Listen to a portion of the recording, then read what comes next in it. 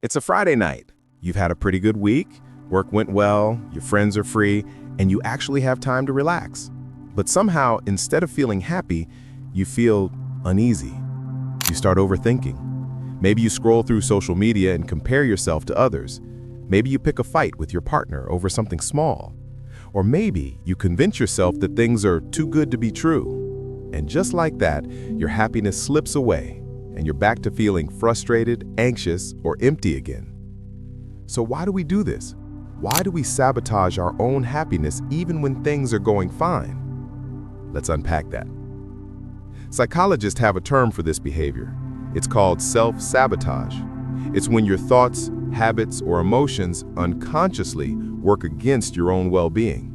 It's not that you want to be unhappy, but somewhere deep inside, a part of you doesn't fully believe you deserve to be happy. One of the biggest culprits behind self-sabotage is familiarity.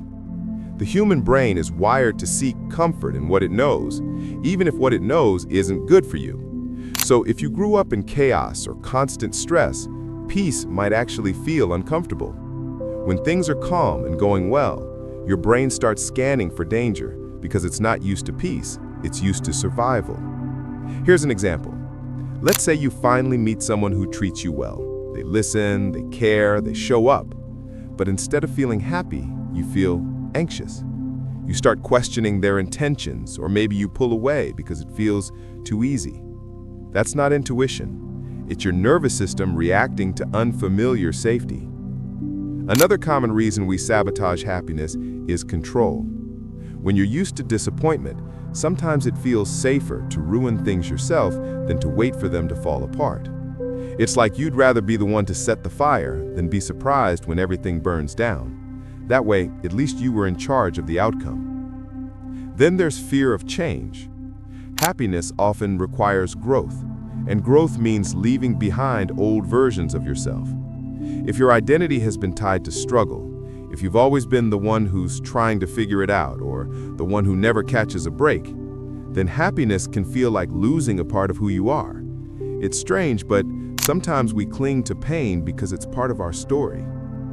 And for some people, there's something deeper at play: guilt. Maybe you were raised to believe that wanting more makes you selfish, or that if others are suffering, you don't have the right to be happy. So when good things happen, you downplay them. You convince yourself you don't deserve it.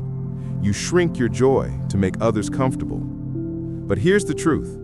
You can't build a peaceful life if your mind keeps fighting peace itself. Psychologists often say that happiness isn't a constant state. It's a skill, something you have to practice, not something you stumble into. It starts with noticing when you're getting in your own way, like catching yourself when you start overthinking a good thing, or when you deflect a compliment instead of accepting it. Let's take a real-world story. There's this guy named Ethan. He spent most of his 20s believing he wasn't good enough. Every time he got close to success, whether it was a relationship, a promotion, or even just being content, he'd mess it up. He'd procrastinate, pick fights, or convince himself he didn't care. But deep down, he cared more than anyone. He just didn't know how to exist in a life that wasn't chaotic. One day, he's talking to his therapist, and she says something that sticks. "You're not afraid of failure, Ethan. You're afraid of what happens when you stop failing." That hit him hard, because she was right. Success meant facing himself without excuses. Happiness meant accepting that maybe he did deserve better. And that was terrifying. Ethan started small.